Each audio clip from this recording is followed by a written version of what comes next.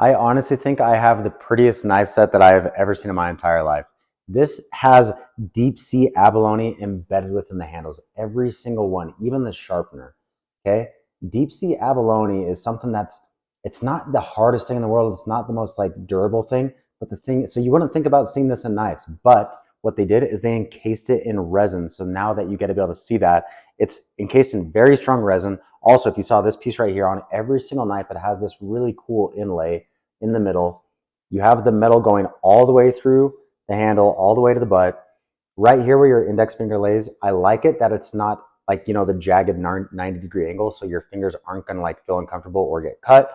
On as well as on top of all of them, this metal on top, it's not just a flat piece of metal, it's actually rounded kind of like that if you were able to zoom in on it. So when you're really pushing down on something, and you can tell that I'm pushing really hard, I got this right there on my thumb just from pushing, it doesn't hurt to be pushing down really hard.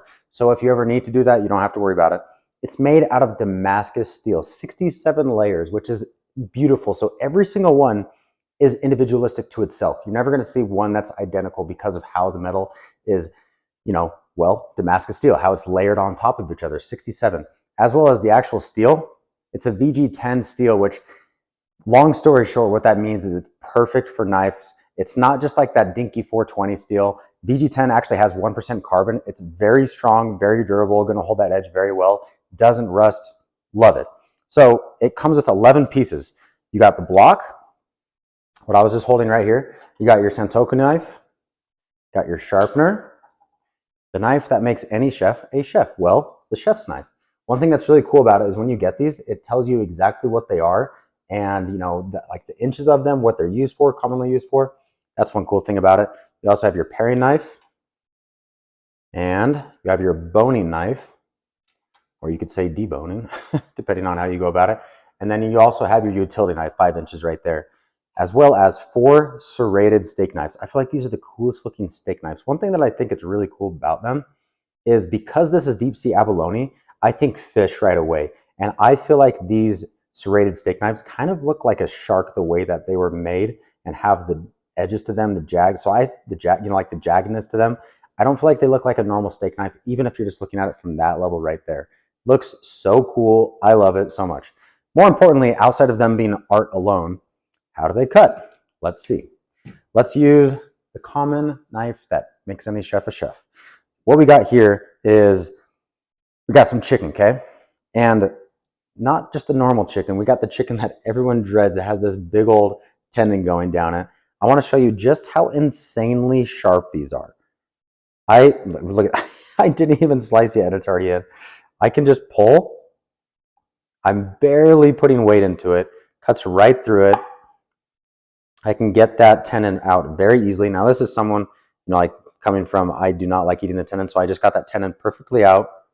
Now I have the perfect tendon right here. Sorry, as far as I have the perfect chicken ready to rock and roll. I have another one right here. If I wanted to, just to be able to show you how crazy sharp this is. Cutting the chicken while it's hanging. If you know, you know that even what I'm doing right now is impressive, just being able to cut it while it's hanging down. Outside of that, now, let's not use that. Let's not mix chicken with other stuff that we got going on. Let me wash my hands here just to get the slime off. On top of that, we have kiwi. This is the paring knife, just to be able to cut into it. And then let me show you what it can do. I'm going to just cut a sliver of a kiwi without smushing the kiwi. That's what you can do with these guys. Look at that. Seriously, looks like paper almost.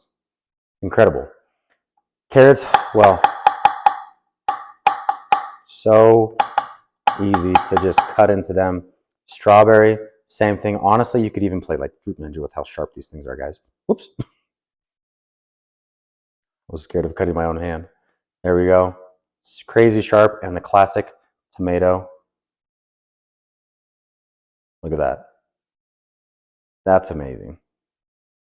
So I love these knives. I seriously think that they are the prettiest knife set I've ever seen.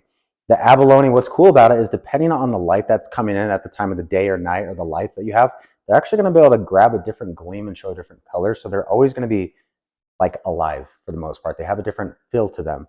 The weight is really, really nice. I think that they're very well balanced. They have the balance right here where you're going to be holding it. Feels great, very solid. as well as, oh, here, let's just, while we're at it, why not? Let's use the Sentoku right here.